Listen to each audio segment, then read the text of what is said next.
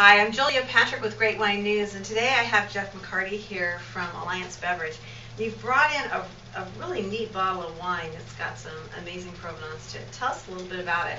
Well, first of all, this is the Beverage Fumé Blanc, and not only is it, in my estimation, one of the most interesting Sauvignon Blanc style wines grown in California today, but it has a rich, rich history. Remember the movie Bottle Shock that came out?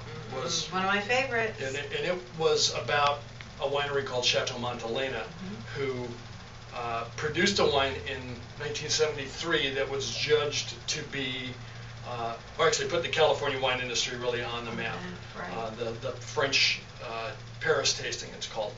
Stephen Spurrier was the wine store owner that came to California on vacation and brought these wines back and tasted them with an international panel. And this wine, well, not this wine, but the Chateau Montelena Chardonnay was judged to be the most appealing Chardonnay at that time.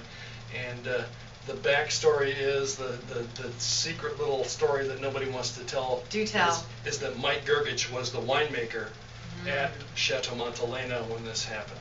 Okay. And so every 10 years since that historic tasting, they've redone the tasting. Right. And the Gergich Hills Chardonnay, this is the Fumé, the Gergich Hills Chardonnay has consistently been considered the winner of that tasting every time they've redone the tasting. So it's very interesting. Now, Mike is still very active and very much a part of the winemaking processes at Gergich Hills, but his nephew, Ivo Jeremaz, is now the winemaker. And one of the things that Ivo has really done and jumped into and really kind of put on the map in California again is this whole concept of biodynamic farming or biodynamic agriculture. It's organic, but it's even more than just organic because it's more of a holistic approach to growing grapes, in that it provides greater biodiversity by planting companion plants and cover crops and using organic composts and natural pest control, if that's something that we can talk about. Yeah, they're not out setting traps. They'd rather put predator birds in the wine vineyards so that the birds can take care of the voles and some of the other things they use.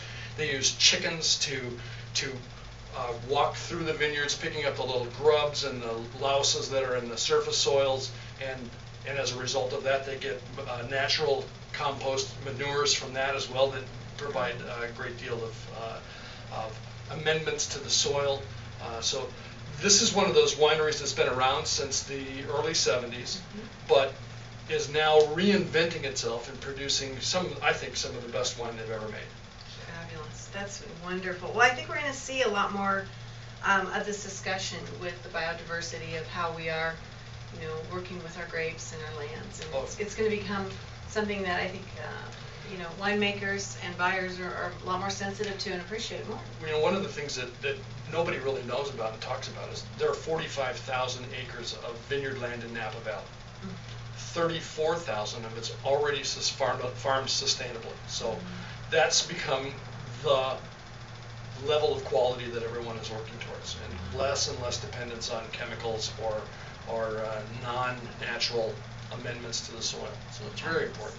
Well, Jeff, thanks so much for coming in today and sharing this with us. My pleasure.